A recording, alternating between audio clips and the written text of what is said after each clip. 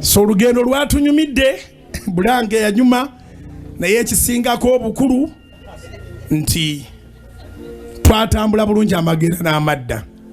Ekirala nti message w'ekitibwa Katikkiro gye yayisaawo yatuuka butereevu gyeraga. Ababosi ne bajja emisinde nedda maapu ya Buganda kweri tuli mu ssaza lyani lino. Sirya Ssaabasajja Kabaka Kyaddondo ekkanisa eri mu Kyaddondo nange ensula yiri eri Busiro. Ate ng'oga nti Buganda teriiwo ubadde ki?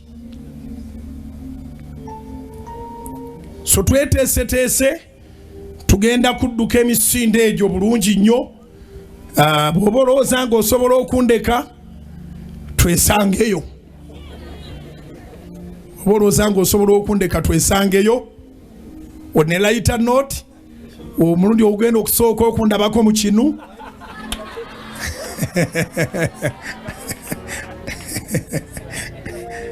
Bannange temusuubira ngenda kuddukira mu kkanzu. Owulidde? Ate sigenda kuddukira mu suuti. Susan canvas nange wazitegese n'ekinu kirulede. Good mujje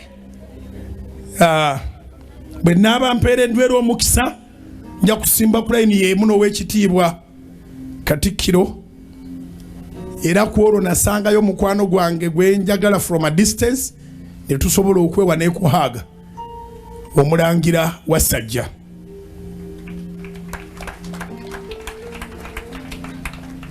Omulangira Wasajja kwegamba nalaba ennyiriri nga zituukirira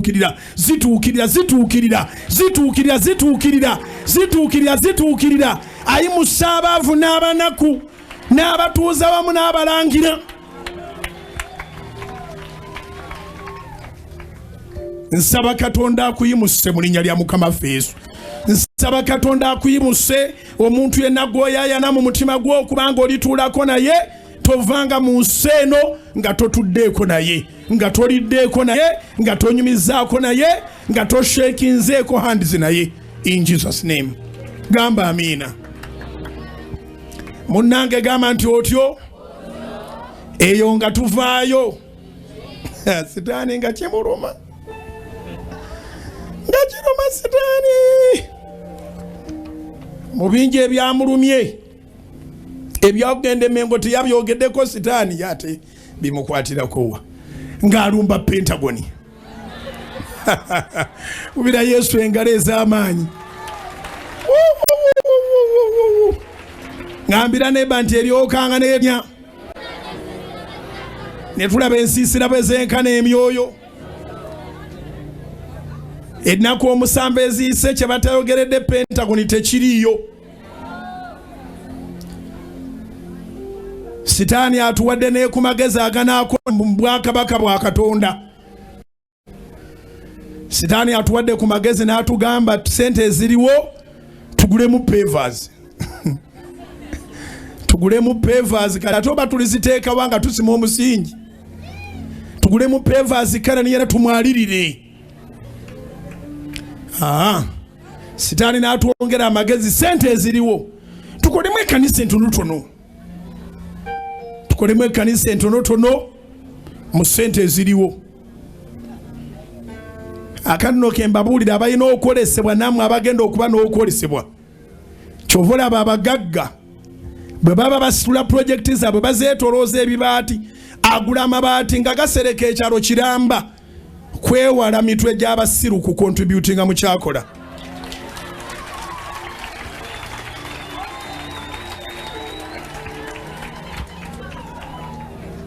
Oyinza okikiriza nti buli yalemererwa alina pulaani mu mutwe naye nga mbibibi.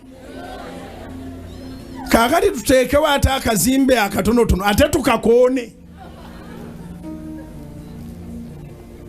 Sandi byogeddeko kubanga bwe mbyogerako basanyuka bagamba otyo kati twamukutteko abadde tayinza butayogera naye nze naguma dda ndikawonawo w'amasasi. Sirina namba mu magye naye ndi omu kwabo abali ku rekodi z'emulago nga banzijanjabya okukubwa amasasi. era enkovu z'amasasi nzirina kati nze sikyayina kyemba tebakulimbanga ekyokulwanyisa kya sitaani ekisembayo yakijjayo nenkomawo nga moga naye ate ebigambo ebyo ebyogerwa bikosa abato kyova olaba Yesu teyajja kutta yajja kulokola naye yagamba nti omuntu akosa omwana omuto bamusibemu ejjinja. Yesu si ye mulokozi? Omuntu we bamutwale bamusule mu nnyanja bamusibemu olubengo bamusule mu nnyanja n'omulamba gwe tegwetaagisa kulabika kungulu kubanga yeesitazizza abato. Bwe yali ayogera kwesitaza abato yali tayogera ku babebi bamwe bemuyonsa, ayogera abato mu mwoyo, ayogera ku bato mu mwoyo, abato mu mwoyo. Obeera wakalokoka, tuli mu sizoni ya makungula. Sitaani kati yakirengedde dda nga 18 Good Friday Kanani ajja kubooga basigale n'ebweru, naye Sitaani aga nti awe tuwali wajja kuŋŋaanirawo, naye bulijjo era si yatuwa publicity. Era okusinzira bye boogedde mu wiiki babadde bamanyire era tuwali muntu agenda kujja kubanga babanja bagamba tugule tenti empya. Mbu sente ezo eziriwo tugule tenti empya. Bwe tumala okugula tenti empya ate babanja tuteekewo ne pavers wansi. Bwe kiba tekibadde bwe kityo tuteekewo ekizimbe ekitonotono. Abatabeera wano bakooye ebisooto abatabeera wano bakooye enfuufu, abatabeera wano bakooye enkuba, abatabeera wano bakooye omusana, abatabeera wano bakooye tenti enkadde baagala mpya. Bagambe nti muswadde ekubira Yesu engalo ez'amaanyi. Teri ngeri gye tusobola kikolamu ne tuzimba nga tutaddewo ekibaati azini nga tebasobola kuwulira bye twogera. Singa kisoboka twandyogedde nga ffekka naye tekisoboka. Olw'ekyo mukwano gwaffe ali eno naawe ali eyo, kkiriza bawulire nga bye twogedde babivuunule nga bwe baagala, naye ggwe tegeeranga amazima. Gwe tegeeranga amazima. Observations zenkoze mu ebyo ebyamugula tenti, muteekewo pavers, muzimbewo ekkanisa entonotono, mukole mutya. Still baagala kumalira ku kiri Mukama ffe kye yagamba nti bajja tusekerera. They want to mock us but we are unmockable. We are unmockable. Ebiteeso byabwe byonna si bibi, birungi ewaabwe, babikole ewaabwe eyo. Babikole ewaabwe. Ettaka lino lyolaba ddene, ekaazi 8 n'ekinundu tekuli abanja. Ebimu ku biteeso bye nali nfunye ku ttaka lino gwe byotowuliranga nako. Baŋŋamba tuteekeko ekitundu, tuteekeko essomero. Neŋŋaana. Ne baŋŋamba kale tukole ssente ez'amangu mangu, tuteekeko ekitundu wabeerewo ebiroole bisasula buli lunaku. Neŋŋaana. Ne baŋŋamba tuteekeko ekitundu, actually sina kitundu, wano wonna wasobola okuzaala ssente buli kiro, night parking. Olwedde tulina security, buli motoka eyingira akasente bwe kati. Ababindeetera baŋŋamba nti ezo zijja natuyambako okuweza amangu ez'okuzimba. Konze nedda. Baŋŋamba tuteekeko amaduuka, canteens, kuba mmwe n'ennyota ebaluma na buli kimu, naye muli bajulizi bange tikuli kitundibwako. Nebaza Mukama nti Susan Makula mukazi mutegevu taleetanga kiteeso kigamba nti ayagalawo kioski awo. Sente ze tulya tizikolerwa ate ku ttaka lya Mukama nga tutaddeko business. Settaka lino lisavinga bwakabaka bwa Katonda. Only one thing. Bwakabaka bwa Katonda. kubeerako lunch hours on a daily basis, kubeerako Sunday services, kubeerako night prayer. Olwokutaano negenda kuba night prayer nga nnya yeggulawo epo tekusuba nawe togisubwa. Kingambire ne bantu olwokutaano no night prayer eggulawo epo ngenda kwa anointing okuva mu lunch hour ku Monday ekisibo nga kitandise paka ekisibo lwekirigwa ne ku Easter Sunday lwe tuli sibulukuka nga tumaze ennaku 21 nja kuba anointing service gye ndikola mangu mugende muli ekyemisana kya Easter tusibulukukira ku Easter tusibulukukira ku nnaku lw'amazuukira kubira Mukama engalo ez'amaanyi oba bitegedde ennaku 21 kisibo kitandika Monday nga 3 March kiriggwa nga 2 April on the Easter Sunday.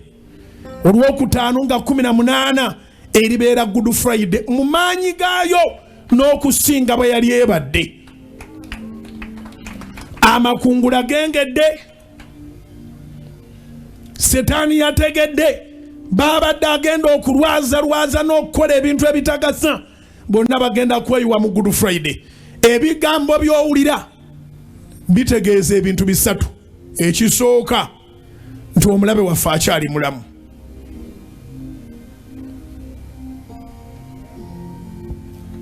Abo bennyini bonna nga bw'obalabye boogera era be baali basanyukira okufa kwanga amasasi. Temulimu mupya, tebanaba kulikuluti nga Sitani tanaba kwongerako. Be bali abakadde. Era waliwo yaŋŋambe ne musumba ku Sunday lwaki wayogera ku bya Pentagon, ennyanja ebadde eradde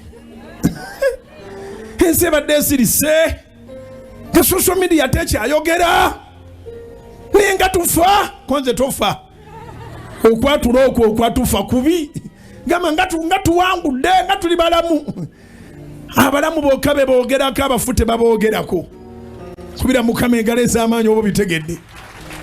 Abakulaakulana bokka be boogerako. So number 1, to my observation, the enemy is still there, not here, there. The enemy is still there. Again, not minding his own business, but our business. So we are working. Tukola. Mulabe gyali. Number 2, it is hatred. Hatred in the mixture of envy, intrigue, kijja kwewuunyisa ate nga ge mazima kubanga bakabona be batta Yesu. Bakabona bawalana Yesu n'omulambo gwe ne baguwalana nga bakimanyi nti omusajja ono alimu ekipawa ajja kudda. Kankusomerewo Matayo 28 naye kantandikire ku Matayo 27 bakabona nga bamaze okumutta yamaze n'okuziikibwa era tebaatereera. Matayo 27 okuva ku lw'62 okutuuka ku lw'66. Naye enkya lwe lunaku olwaddirira olw'okuteekateeka bakabona abakulu n'abafalisaayo baani bakabona abakulu n'abafalisaayo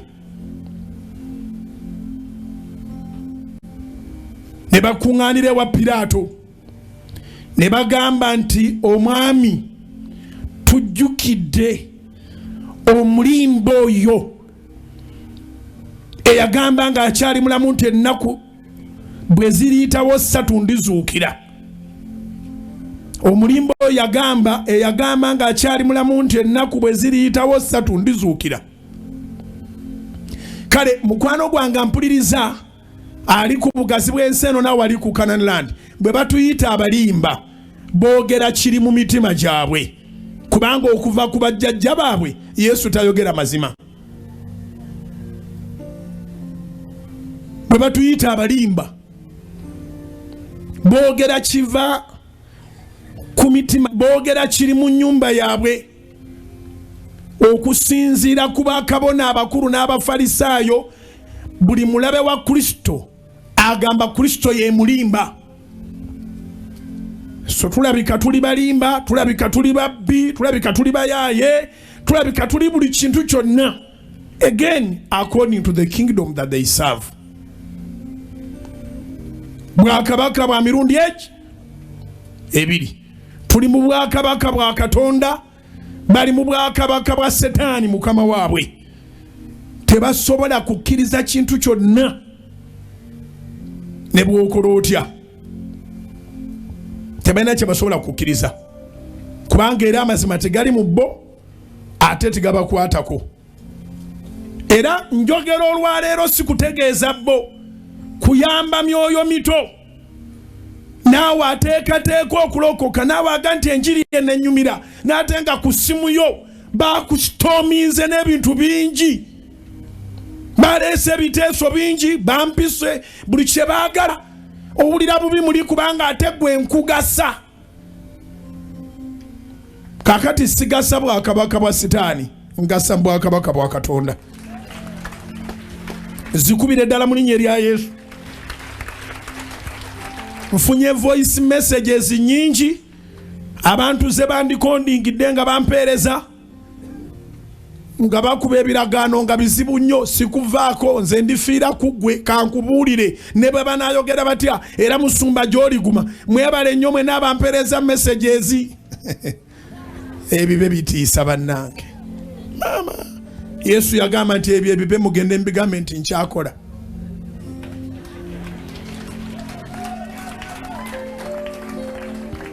Yagamba nti ebyo ebibe mugende mubigambe nti nkyakola. So tibagezaako ku interferinga na mulimu.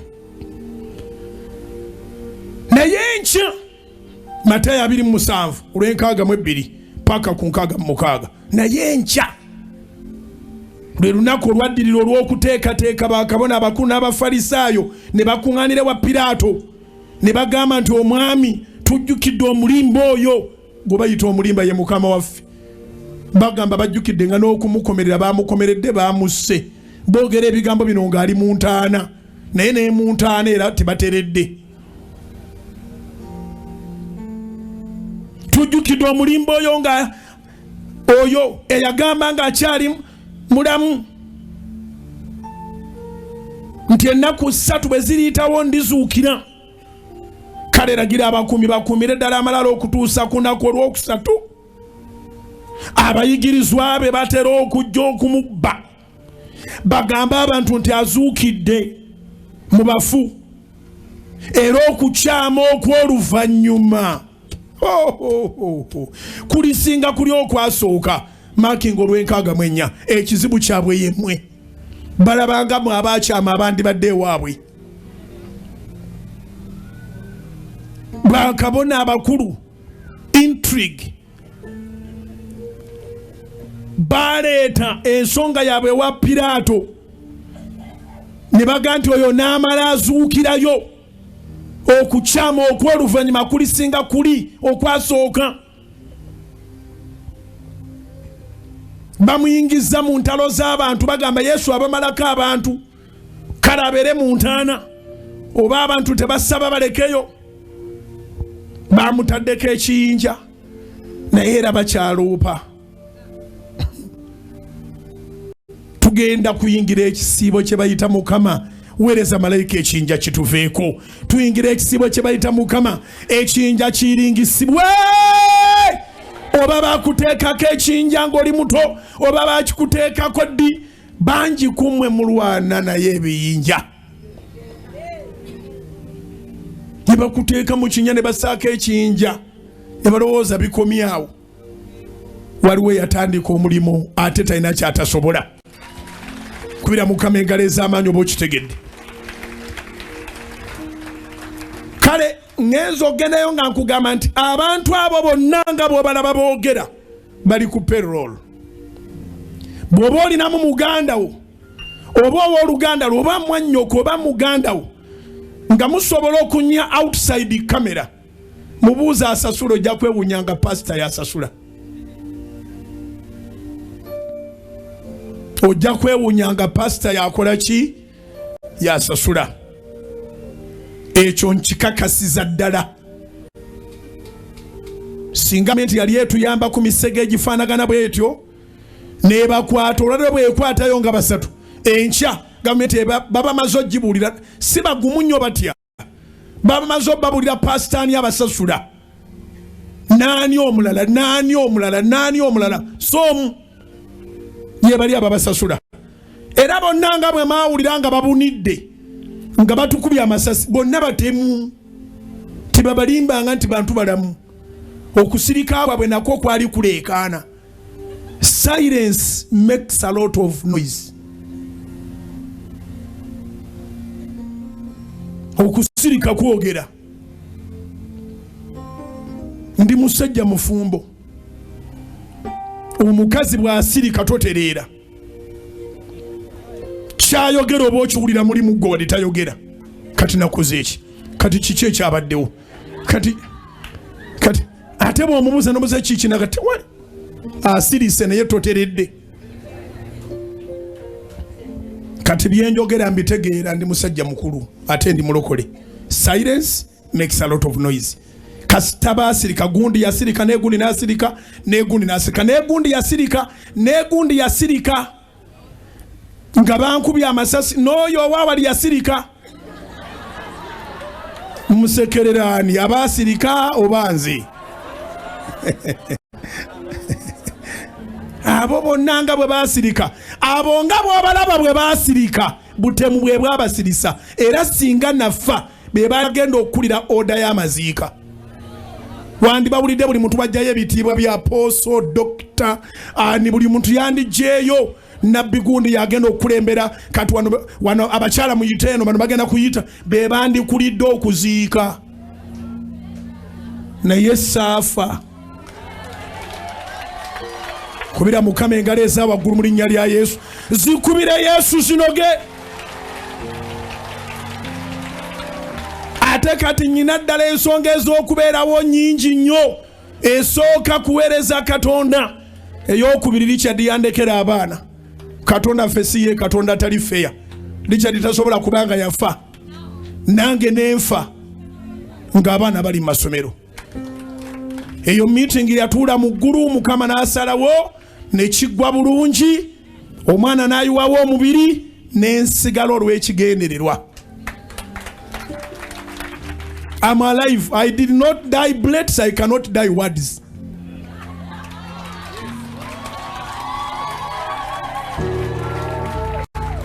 Do you understand? But anyway, abo tibajja kutegeera kubanga Zabbuli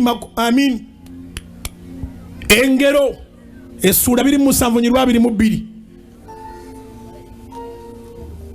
engero essula 27 olunyiri olwa 22 lugamba bwe luti. Proverbs chapter 27 verse 22. Neboosekula omusirusiru mu kinu n'omusekuzo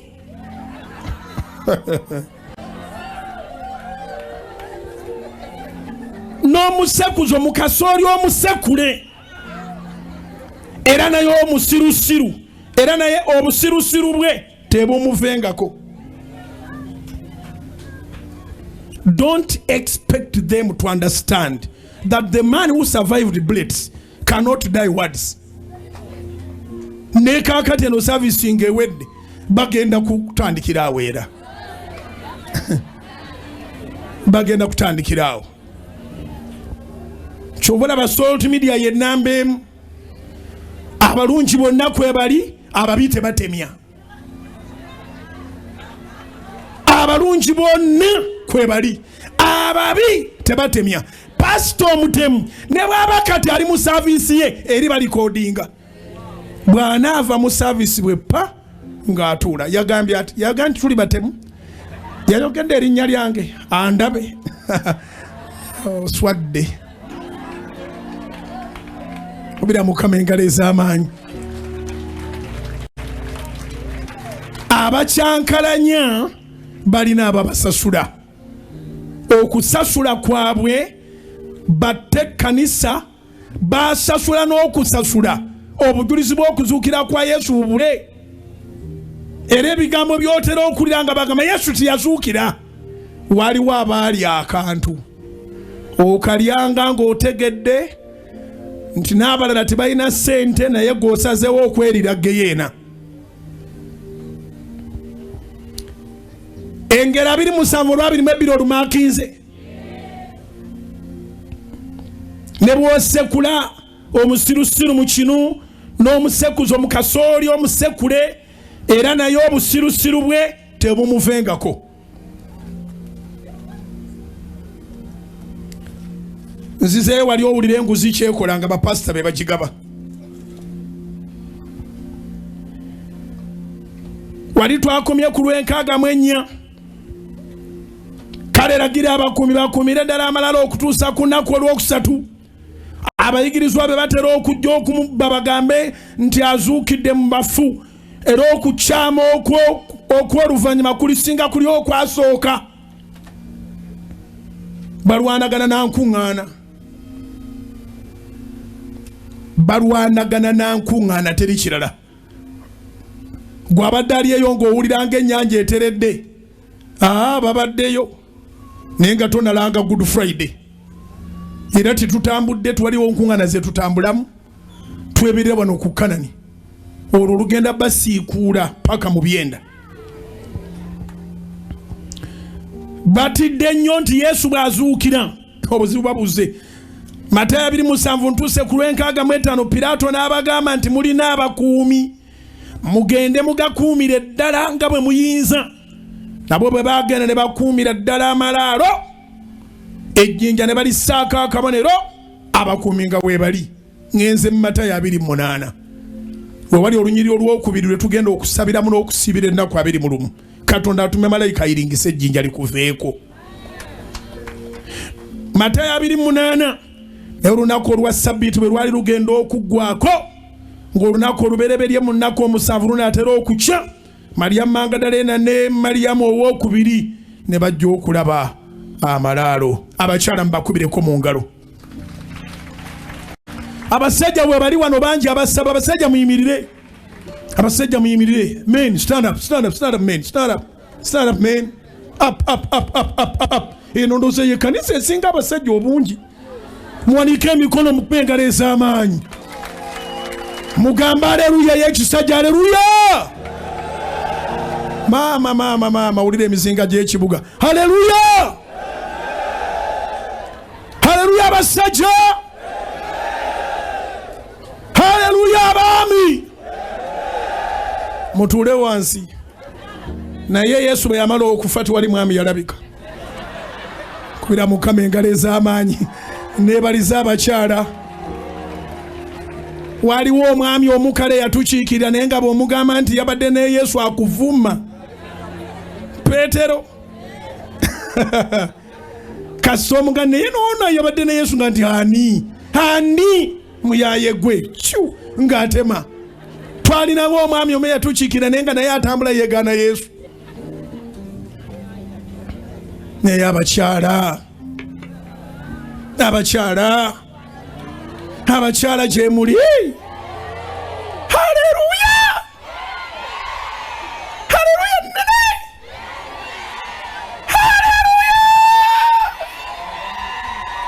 Haleluya. Mmanyi gye muli mpanze eddoboozi ndikoze. Kubire Mukama engalo ez'amaanyi. Abakyala, omukwano gw'abakyala ne Yesu. Muyimuka abakyala. Muyimuka abakyala. Ndozoma ndi mugandi pastor talife yati tuyimuse. Muyimuke mutufuule abataliiwo. Muwanike emikono mu bbanga mukubire Mukama engalo ez'amaanyi n'akaluulu. Haleluya. Haleluya bannakazadde. Haleluya bamaama b'ensi eno. kale mwetuulireko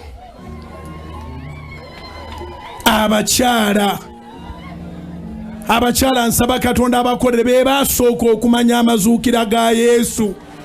Azuukirye ddala mu bulamu bwammwe abakyala mu linnya lya Yesu. Era bano abakyala boolaba be bamu ku basinze okundikodingira Musumba tufiiraawo. Kaboogere bati ati tugenda ffe tumanyi gye tuvudde. Waliwo ampereza message nampererezaako amaka ge, nampererezaako omwami we, nampererezaako abaana be bayina. Yajja mu kkanisa eno nga talina mwami, kaakati alina omwami. Ennyumba gyandaze oyinza oga nti bakungu ba mu nsi muno ennyumba tebafaanana. Ebyo byonna tubijje ku Kanani. Kaboogere ffe tugenda kubeera Kanani. Kubira Mukama engalo eza waggulu. Aliwo agamba nange sivaawo. Ate wazze dda ovaawo olaga abaatiddetiddemu be bali ku TV. Ne nabo kati bagumye.